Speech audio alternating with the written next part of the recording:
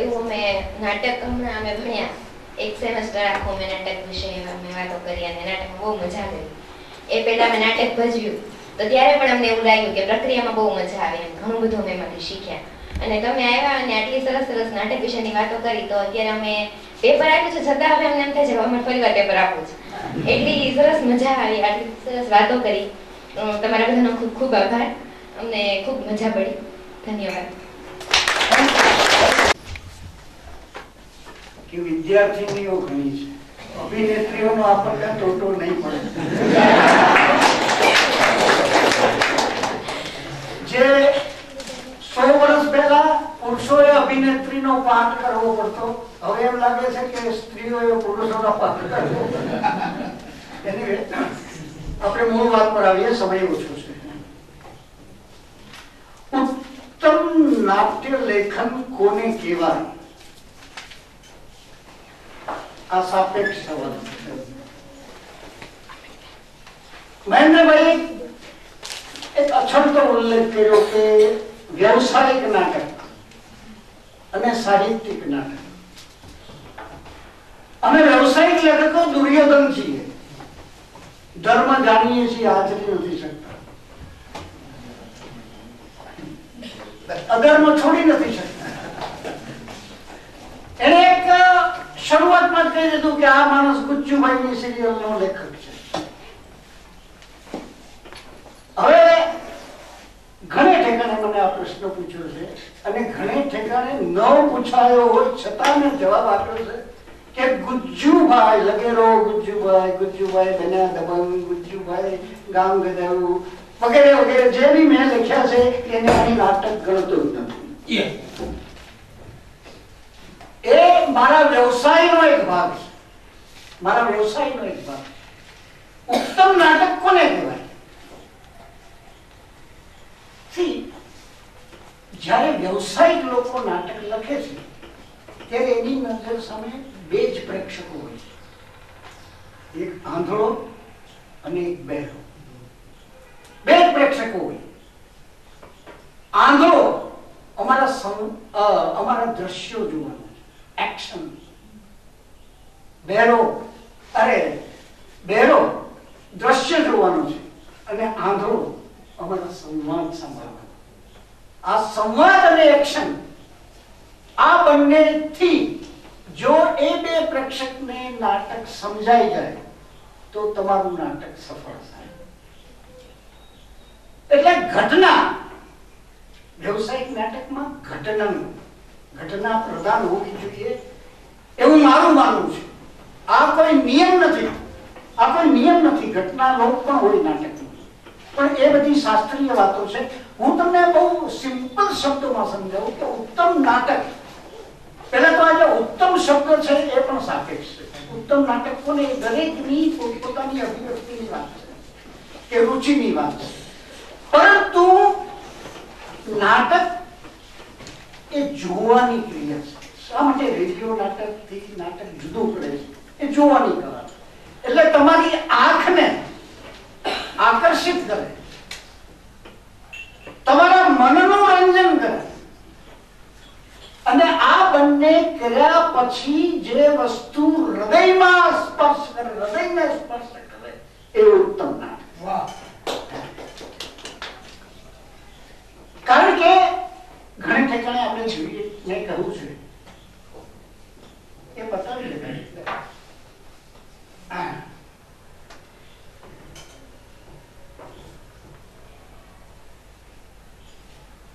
ઘણા ઠેકાણે મેં કહ્યું છે કે જીવન એ રીતે જીવવું જોઈએ જાણે નાટક ભજવતા, અને નાટક એ રીતે ભજવવું જોઈએ જાણે જીવન જીવતા હોય.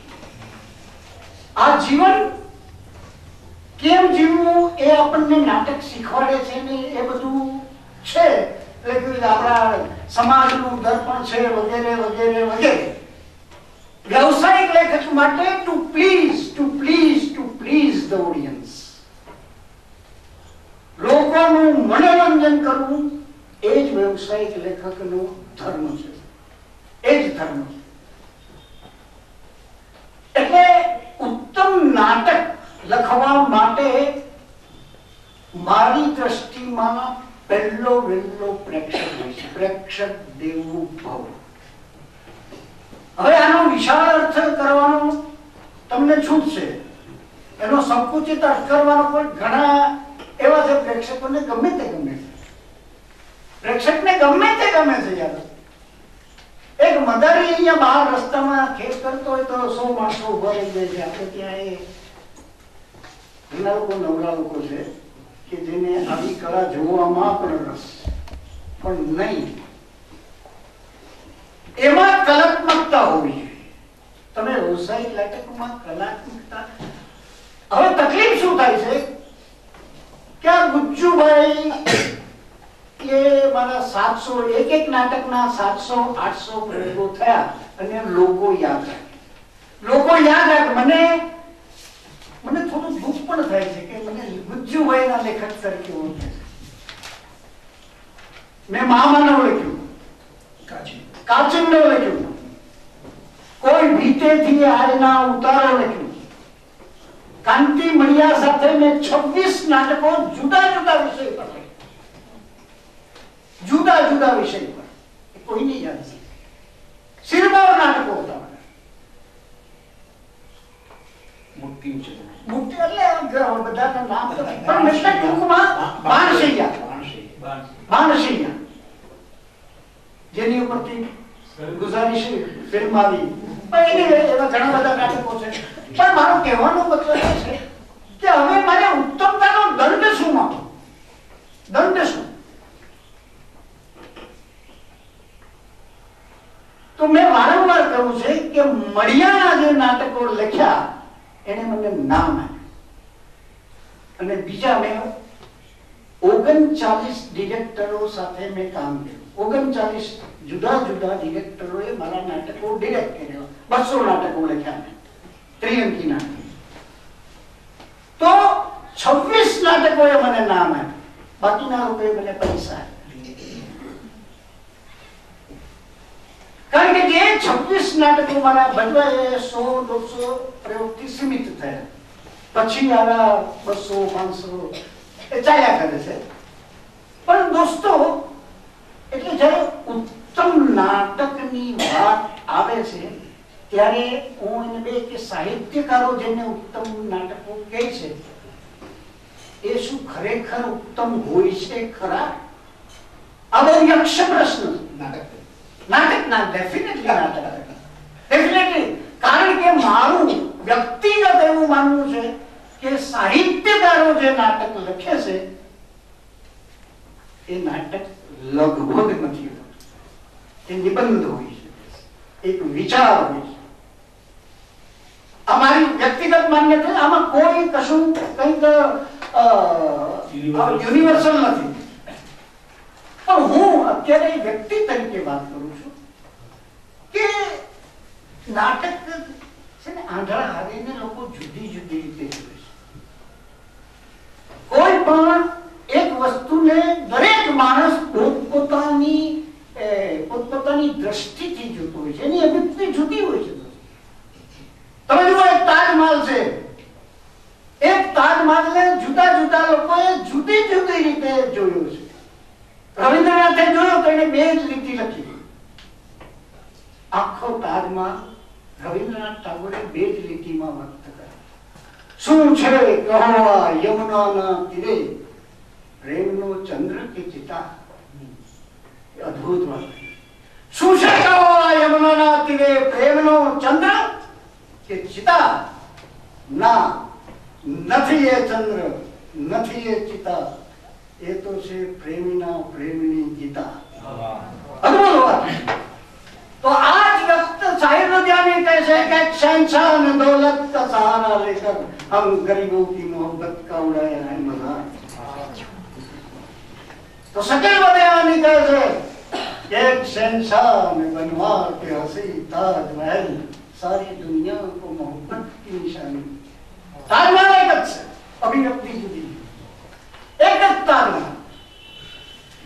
शिकारम कैसे ત્યારે તાજ જોનારા તને ગુલઝાર લાગે છે, કેટલાયની આરસનો અવતાર લાગે છે. મળે જો સાજા રસ્તામાં તો એટલું કહેજો નીચે સુતેલી મુમતાઝ ને પથ્થરનો હાર.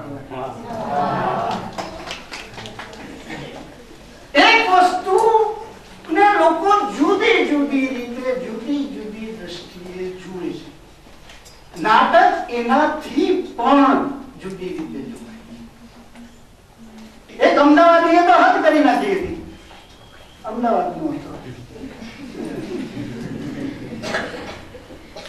કે મૂર્ખ હતો શાહજહાં કે લાખો રૂપિયા વેર્યા તાજમાં. મૂર્ખ હતો શાહજહાં કે લાખો રૂપિયા વેર્યા તાજમાં. અરે બકા, હજારો મુમતાજ મળી ગયા તેના વ્યાજમાં.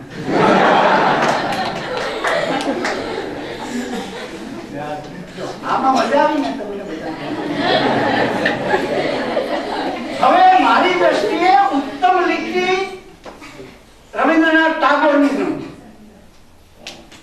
પણ એમાં તમને એટલી મજા ના આવી જેટલી આ નાટકનો ભેદ છે. લોકોને મનોરંજન જોઈએ, મનોરંજન જોઈએ. અને શેક્સપિયર થી માંડી અને મોલીમાં છે. કારણ કે દીકરો એમની સાથે કામ કરી ચૂકેલો એટલે મને ચઈને કહ્યું અને પછી કપિલભાઈ ખૂબ આનંદ થયો આવા રંગબેરંગી હસતા ચહેરાઓ જોઈને. પહેલો પ્રશ્ન, વધારે સમય નથી એટલે નહીતર તો દિવસોના દિવસો મજા કરવાનું મન થાય. આપે ભજવેલું પ્રથમ નાટક. હા, નાટક શું એ સમજણ આવી એ પહેલા નાટક ભજવાઈ ગયું. લગભગ 2.5-3 વર્ષની હઈશ. અને રામકુમાર રાજકીય કરીને એક ઢીંગલી ઘર કરીને એક સ્કૂલ ચલાવતા હતા અને નાટક લખતા પણ હતા. એમણે એક નાટક લખેલું અને એ નાટક એટલે ઢીંગલી. પહેલું નાટક મારું અણસમજમાં ભજવાયેલું ઢીંગલી. અને કમર્શિયલી પ્રોફેશનલ લેવલે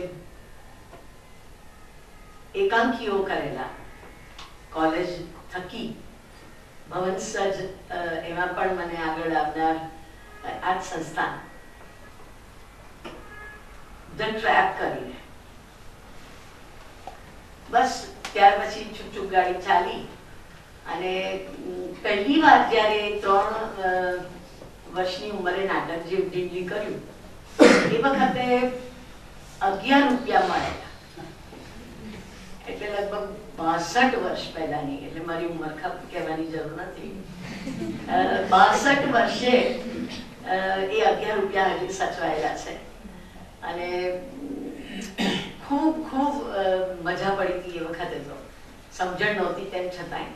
અને પછી તો જેમ ચસ્કો લાગે ને ચાલ્યા કરી ગાડી, ચૂપ ગાડી ચાલ્યા કરી. એટલે હમણાં જ હું ગઈકાલે કહેતી હતી કે ગમતું હોય તો થાક નથી લાગતો. અને હમણાં જો કોઈ સોશિયલ કમિટમેન્ટ કંઈક કહે કે ભાઈ જરાક તું મારું કામ કરી આવજો ને, અરે યાર મારી પાસે ટાઈમ નથી, હું જવાની નથી એ બાજુ. અને નાટક કરવાનું હોય તો રાતના 3 વાગ્યા સુધી રિહર્સલ ચાલે તો ના ના મને ગમે. પછી ભલે સવારે વહેલા ઉઠીને કરવાનું હોય. એટલે પહેલું નાટક મારું ઢીંગલી, પહેલું કમર્શિયલ પ્લે ધ ટ્રેપ, એક એકાંકી. અને પછી તો અનેક અગણિત નાટકો કરવાનો મને લાભો અને મોકો મળ્યો. એટલે ભગવાનની ખૂબ આભારી છું કે આ એક લાભો માણસના જીવનમાં ઈશ્વરે આપ્યો. સેકન્ડ, અભિનય, ઉત્તમ અભિનય. ઉત્તમ અભિનય એટલે શું? અને આપના પ્રિય અભિનેતાઓ અને અભિનેત્રીઓ. ઓકે, ઉત્તમ અભિનય જો કહીએ તો આપણે જેને કહેવાય છે કે પરકાયા પ્રવેશ. નાટક એટલે તમે ભૂલી જાઓ પોતાની જાતને અને પછી એ પાત્રમાં ઓતપ્રોત થઈ જાઓ. હમણાં જ મેં આ મિત્રોનું બાળકોનું બહુ જ સુંદર પ્લે મજાનું જોયું. અને મેં જોયું કે એ લોકો, એટલે ઘણી વાર તો એક વહેમ પડતો કે આ લોકો ખરેખર બ્લાઇન્ડ છે, આ લોકો ખરેખર પ્રજ્ઞાચક્ષુ છે. તો એ જે આખી અનુભૂતિ થાય અને પછી એ નાટક ફૂલ લેન્થ હોય, કમર્શિયલ હોય, મેચ્યોર ગ્રુપનું કોઈ ભજવણી હોય, એ નાટક છે. અને એને હું ઉત્તમ અભિનય કહું, કોઈ પર્ટિક્યુલર અભિનય નહીં, પણ જ્યાં એ અભિનય કરીને લોકોની સાથે રહીને, કારણ કે ઓડિયન્સ એ તમારો પ્રતિભાવ છે. એક કલાકાર માટે સામે બેઠેલું ઓડિયન્સ એક ચેલેન્જ છે, એક તમારી કોઈ પણ એક્શન રિએક્શનનો પ્રતિભાવ આપે છે. ગમે ત્યાં તાલી પાડે, ગમે ત્યાં નહીં. એટલે એક ડાયરેક્ટ રેપો છે, એક એકાકીપણું છે બે વ્યક્તિઓ વચ્ચે. હજારો લાખો લોકો તમે જોતા હોય અને તમે એક હો, અને તેમ છતાંય તમારું સંધાન મંડાય અને તમે એક ઓતપ્રોત થાવ, એને હું ઉત્તમ અભિનય કહું. કે જેને કરીને ભજવવાની મજા પડે, હાશ ફ્રેશ થઈ ગઈ, આજે આ નાટક ભજવ્યું, આ કલાકાર એક આ રોલ કર્યો, એને હું ઉત્તમ અભિનય કહું. અને ગમતા શ્રેષ્ઠ અભિનેતા અને અભિનેત્રી, હું તો કહું કે જે સ્ત્રીઓ, જે બહેનો, જે છોકરીઓ, નાની મોટી ગમે તે, નાટક ભજવવા માટેની વાંછના પણ કેળવે, એને હું ઉત્તમ અભિનેત્રી. કારણ કે એને નાટક ભજવવાની ઈચ્છા થઈ ને, આ જ એક બહુ મોટી વાત છે. નાટક ભજવવા જયારે ઈચ્છા મેં કરી ત્યારે અનેક વાક્યો સાંભળ્યા જે બોલવા નથી, તમને બધાને ખબર છે કે શું બોલી શકે, નાટકીય જે બી ઘણું બધું. એટલે ઘરમાં રસોડું ધોઈ અને આમ કરી, આમ ભરાવી અને પછી ભાગવાનું નાટકના રિહર્સલમાં. એટલે ઘણું બધું સાંભળવા મળતું.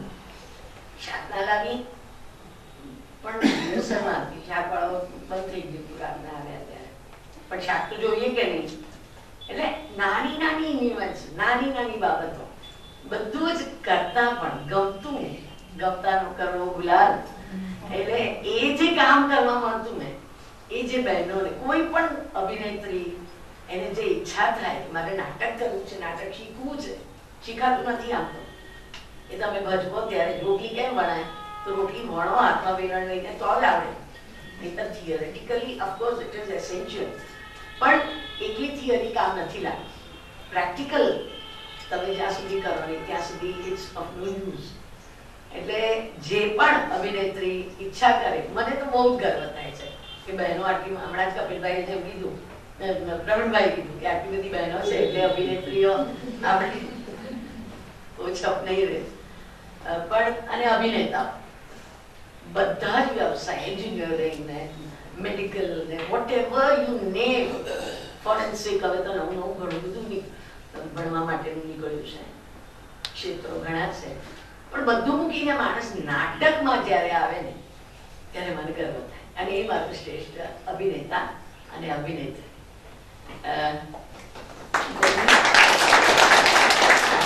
જીવનનો યાદગાર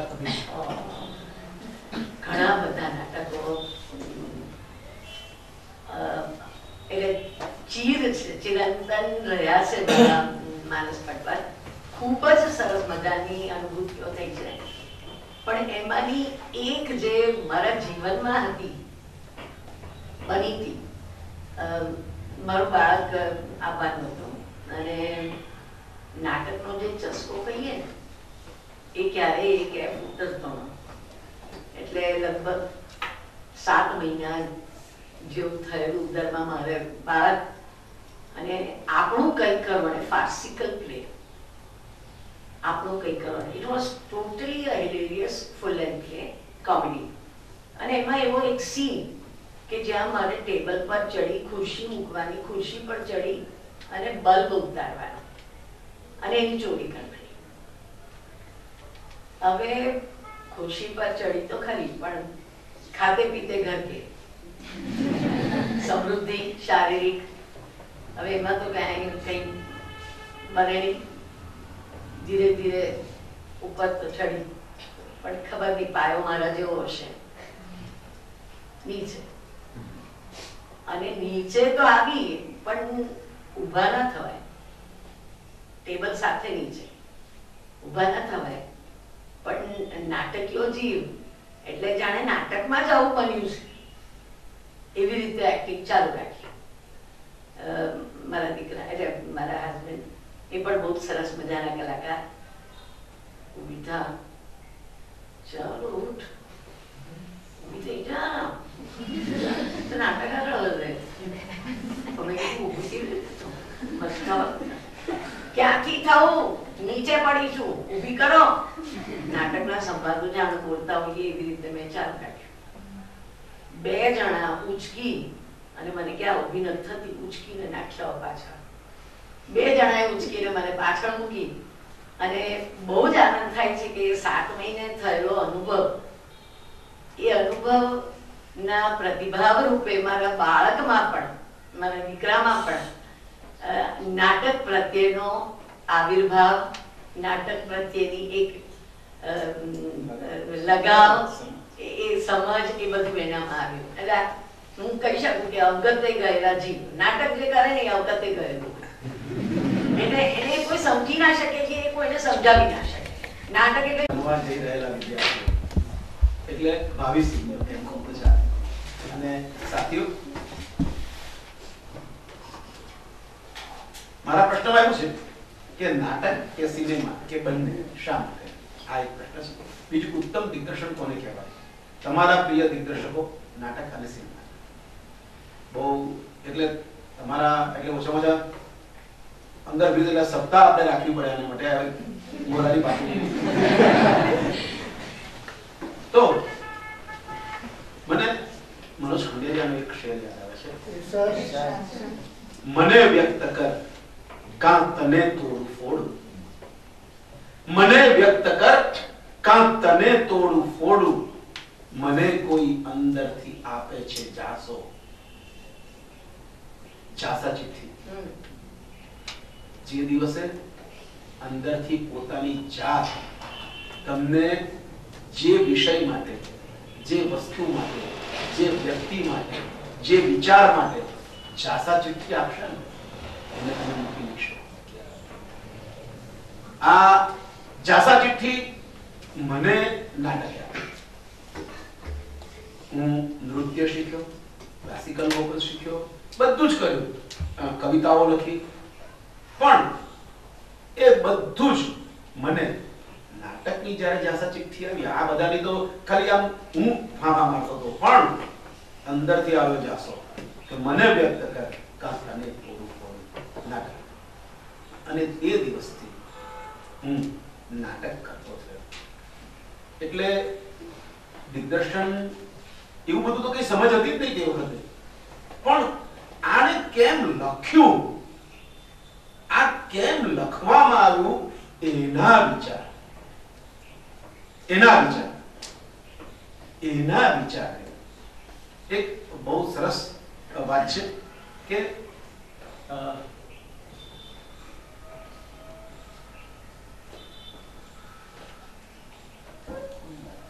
રાજેન્દ્ર શુક્લનો એક શેર છે, બહુ સરસ શેર છે.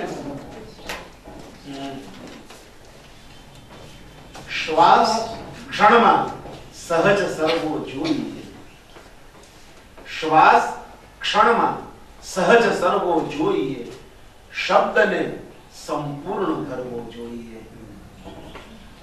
હવે આ કર્યા પછી અભિનેતા માટે અર્થની છાયા અખંડિત હો બધી, અર્થની છાયા અખંડિત હો બધી, શબ્દ એ રીતે ઉચ્ચારવો જોઈએ. આ ક્યારે તમે કોઈક લખાયેલી વસ્તુ માટે તમારા મનમાં ડિસેક્શન ચાલુ કરો, એ લખાયેલી સિચ્યુએશન, લખાયેલી વ્યક્તિ, લખાયેલા પ્રસંગો ના સંદર્ભમાં છે. એનો તમારે કોમન સંદર્ભ નથી લેવાનો. અને હું કમજાત લેખક નહોતો, દિગ્દર્શક હતો. મારે જખ મારીને એમની લાઈનમાં પ્રવેશ કરીને નાટકો લખવા પડ્યા, પણ એ જખ મારીને. એટલા માટે તમે જોજો, વિશ્વના 10% લેખકો એવા છે કે જેણે દિગ્દર્શન પણ કર્યું છે,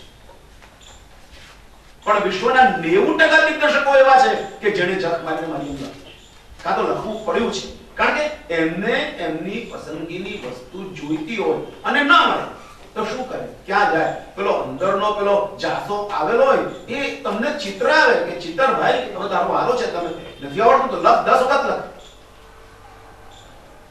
અને એ લખાતી વસ્તુ તમને.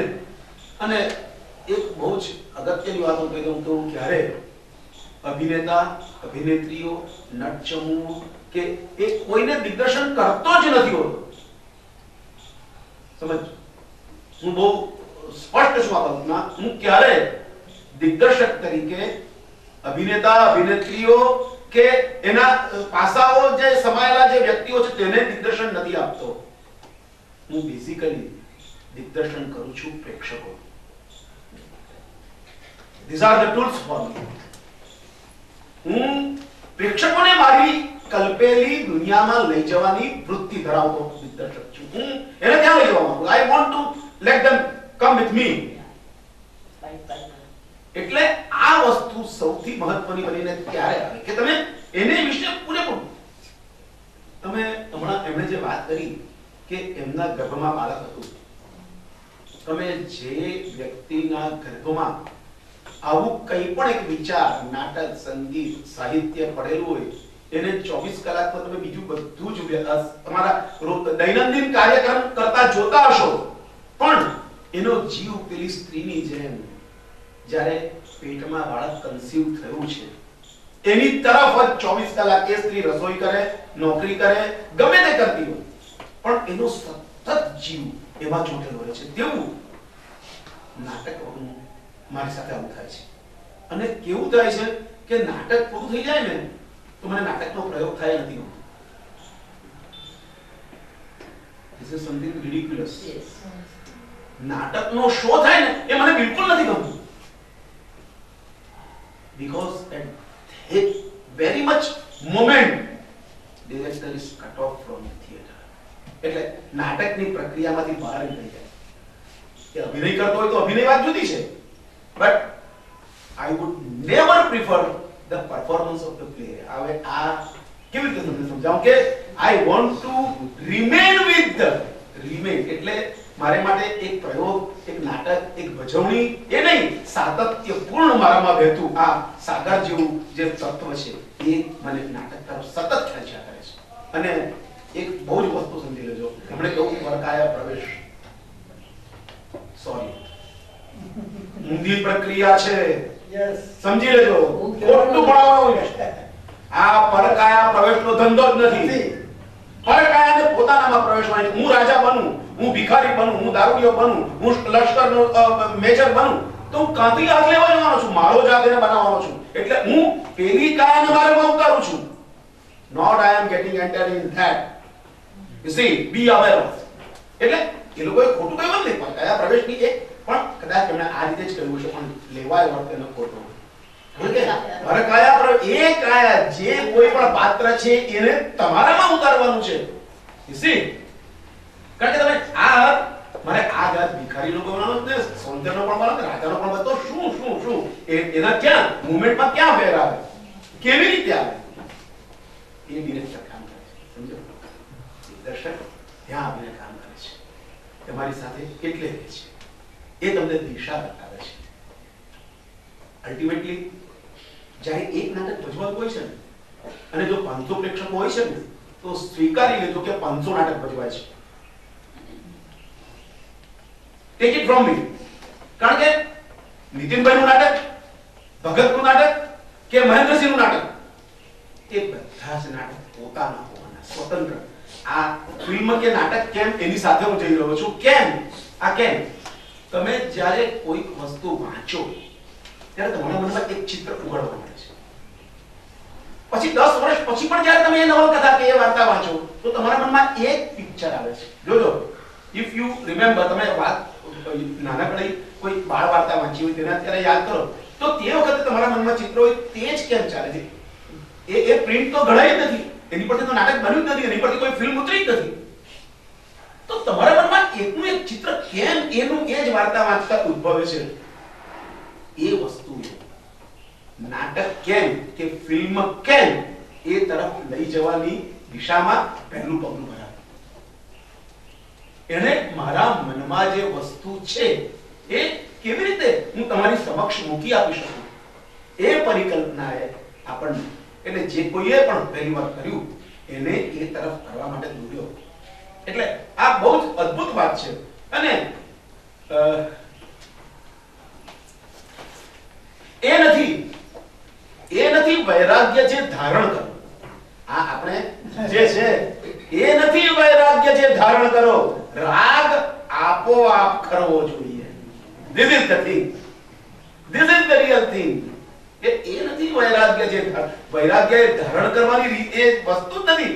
અંદરનો રાગ આપોઆપ ખરે, પછી તમે એને વૈરાગ્ય કહો કે સંસારી કહો, ઇટ ડઝન્ટ મેટર, કોઈ ફેર નથી પડતો ત્યાં આગળ.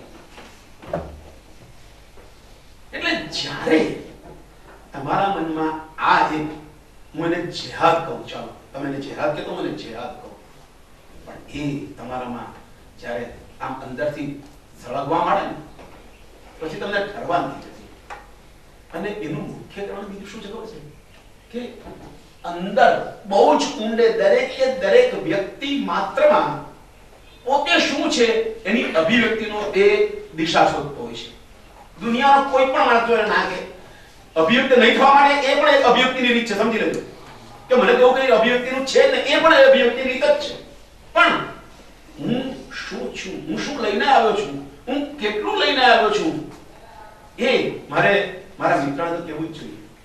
મિત્રમાંથી વધીને જ્યારે 3 માણસ વચ્ચે વાત કરી, 300 માણસ વચ્ચે વાત કરી, 3,000 માણસ જોડે વાત કરી ને, ત્યારે આ ફિલ્મ કે નાટક એ દિશામાં માણસ ગતિ કરતો. એટલે આ જે આપોઆપ જ્યારે ઉઘડે, જે વ્યક્ત થાય અને તમને એને રોમાંચિત કરી નાખે, રોમાંચિત. એટલે પેલી વાત જોડે કહું કે એટલા માટે મને નાટકનો શો નથી મળતો કે હું રિટેસ્ટ થઈ જાઉં છું. દિગ્દર્શક નું કામ તેવું પૂરું થઈ જાય, પણ હું લુચ્ચો છું, ચોર છું, લબાડ છું, હલકટ છું. શો થયા પછી પણ બીજા શો તો હું રિહર્સલ કરાવું છું. એ નાટક સુધારવા માટે નહીં, એમ તો સુધારવા માટે, પણ મારી જાતે સતત જોડી રાખવા માટે હું આ કામ કરું છું. સતત એમાંથી કંઈક મને નવું મળે છે, કંઈક જુદું કરું. હા, હજી કમર્શિયલ રોજ ના શો હોય તો કદાચ ચિત્તમાં બી એ શક્ય છે. હું એવું માનું છું કે ભાઈ આ થયું તો થાય જ છે. કમર્શિયલ નાટકમાં બી નથી થતું એવું નથી, થાય જ છે. કે ગઈકાલે ત્યાં નહીં કર્યું, આ નહીં કર્યું, હવે you C I have seen this, I have seen this.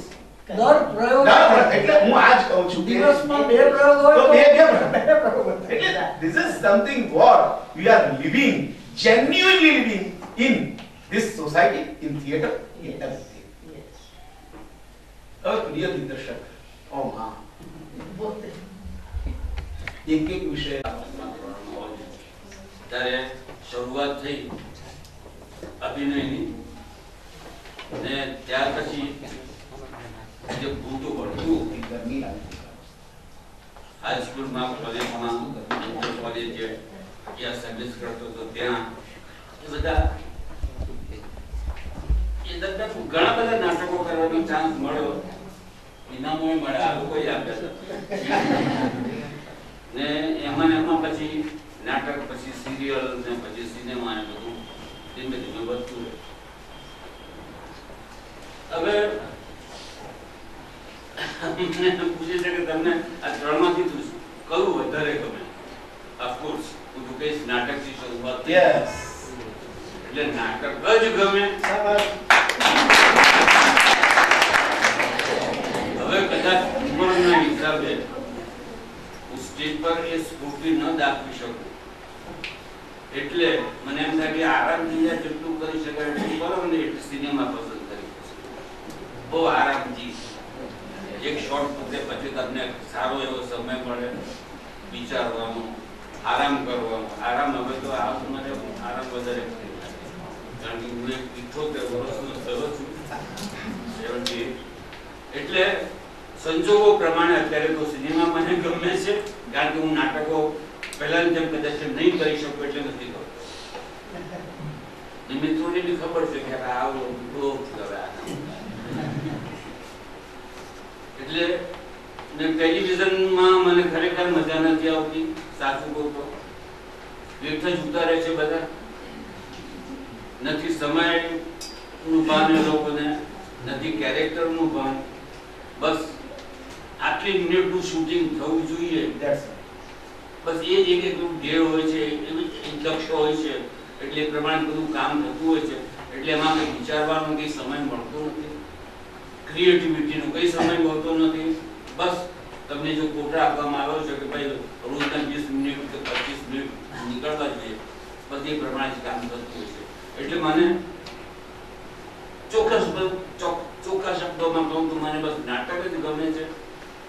સમયના અનુરૂપ જે કંઈ થઈ શકતું એટલું કરવામાં આજે પણ પ્રયત્ન કરું છું, પણ મને વધારે મહેનત ન કરવી પડે એટલે સિનેમા પસંદ.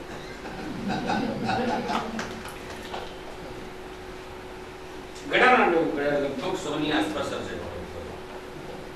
ત્રિયંગી નાટક.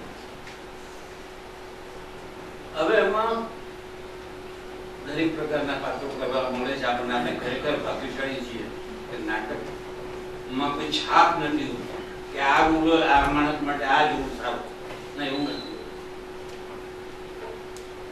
નેગેટિવ રોલ પણ કર્યા, ચાલે બી જે બહુરૂપી સંસ્થા એમાં જે હીરો હતો દીપક ઘીવાળા, પરદેશ નહોતું જઈ શક્યો, એનો રોલ પણ મેં કર્યો. ઘણા બધા એટલે હીરો, વિલન, ગરીબ દુખી બાપ, કોમિક પણ કર્યું, કોમેડી નાટક પણ કર્યું. એટલે એમાં મને જે ભારે દુખી માણસનો રોલ હતો એમાં મેનું જે થયું મારું મોરપીછ, ગોપી દેસાઈ સાથે કામ કરવાનું એ મને રોલ બહુ ગમતો હતો. કોમેડીમાં જંગલી કબૂતર નામનું એક નાટક આવ્યું, એ જમાનામાં બહુ સુપર ડુપર હિટ. એમાં કોમેડી પણ કરી. એટલે એ મારા નાટકો મને એ પાત્રો મને ગમતા.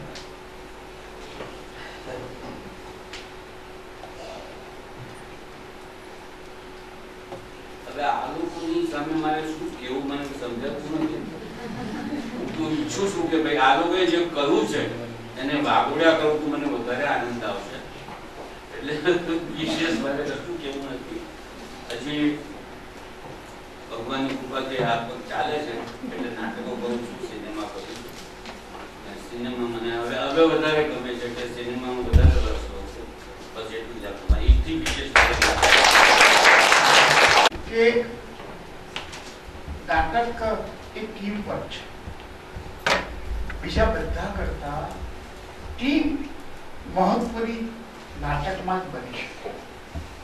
સ્પોર્ટ્સમાં પણ નહીં. નાટક જેટલી ટીમ વર્ક બીજી કોઈ એક્ટિવિટીમાં પોસિબલ જ નથી. ગેરવ્યવસ્થા અટકાવવાનું કામ જ નાટક. તમે વિચાર કરો કે એક કલાકાર સ્ટેજ ઉપરથી પાછળ કપડા બદલવા આવે, એની પાસે 2 જ મિનિટ છે ને એને પાછા સ્ટેજ પર જવાનું છે. એવે સમયે જો પાછળનો માણસ તૈયાર ન હોય તો નાટકનું શું થાય? એ કોઈ હીરો નથી, હિરોઈન નથી, એને કોઈ એને અડધું કરવામાં આવતું હોય છે 99%. કારણ કે દરેક લાઈનમાં રેગિંગ હોય જ છે. એટલે સ્ટેજ ઉપર કામ કરવા વાળાનો અહમ એટલો હોય કે બેકસ્ટેજમાં કામ કરવા વાળા માટે એટલું માન એ આપી શકતો ન હોય. પરંતુ એ જ બેકસ્ટેજ વાળો ફાઇનલી વ્યવસ્થા થાય. કારણ કે એની જ વ્યવસ્થા જોવાની છે કે સ્ટેજ ઉપર જે થઈ રહ્યું છે એ સંપૂર્ણપણે સારામાં સારી રીતે કરવા માટે એને એ ટીમ વર્ક કરવું પડશે.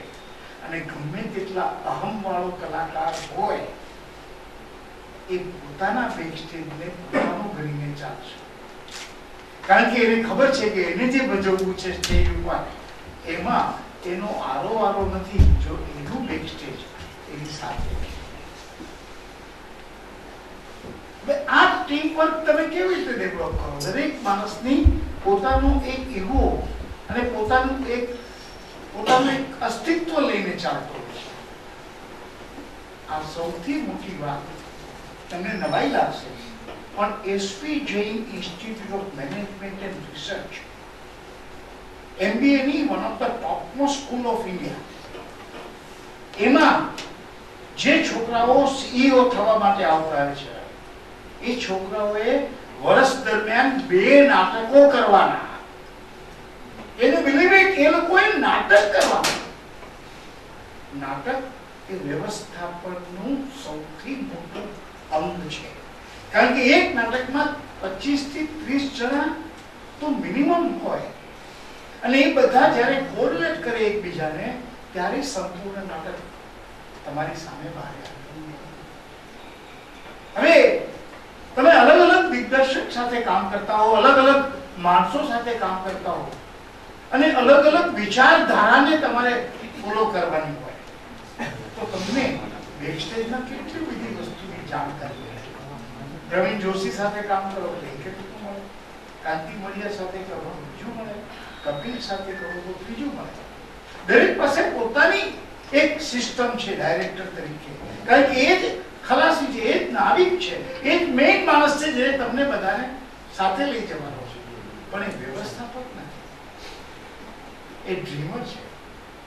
એને સપનું જોયું છે, એ સપનાને પૂરું કરવા માટે એ પોતાની ટીમ તૈયાર કરે છે, અને પછી એ ટીમને ચલાવવા માટે એક વ્યવસ્થાપક આવે છે. કારણ કે દરેકના સ્વભાવને સાચવીને તમારે ચાલવાનું છે. આ ક્લાસમાં બધા જ બેનપણી નથી, બધા જ દોસ્તારો નથી, એવા કદાચ દુશ્મનો પણ છે, અને એ હોય ને એને પણ જ્યારે નાટકમાં કામ કરવાનું આવે ને ત્યારે ભેગા થઈ જવું પડે છે. એક હીરો અને હિરોઈનમાં પ્રેમ પણ હોઈ શકે અને ઝઘડો પણ હોઈ શકે, પણ સ્ટેજ ઉપર આવ્યા એટલે જે એને પડકાયા પ્રવેશ સમજાવ્યું, એમ સામેના કેરેક્ટરને પોતામાં ઉતાર્યા પછી પોતાનો પ્રેમ કે પોતાનો દ્વેષ એ પોતાનો રહેતો નથી. એ તો તમારે કલામાં ઉતારવાનું છે. કેટલી બધી નાની નાની બાબતો નાટકની પાછળ કરવાની હોય, અને નાટકની પાછળ જો તમે કરી શકો ને તો નાટકની ભજવણી દરમિયાન તમને તકલીફ ન પડે, કારણ કે તમે એ લોકોના ડાયલોગ મગજ કર્યા, તમારી પાસે એ લોકો કેવી રીતે કામ કરે છે એની પણ જાણકારી હોય, કારણ કે દરેક શોએ એ ઇમ્પ્રોવાઇઝેશન તો આવે જ. મળ્યા હોય તમે નાટકમાં આમ ઉભો તો મળ્યો એક પાછળથી લાખો મારે ઉભા રહે તેમ કેવું પડતું. એ આખી નાટ્ય શાળા ચલાવે.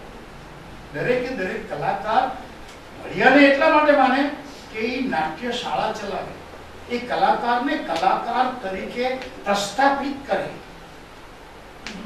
અને પેલા કાગડાને કોઈ જેવું પ્રવીણભાઈ એ પ્રસ્તાવિત થયેલો કલાકાર જે બહાર નીકળ્યો છે એને લઈ લે, કારણ કે એની પાસે પ્રસ્તાવિત કલાકાર તૈયાર કરવાની કોઈ જરૂરત નથી, એને મળી રહે છે.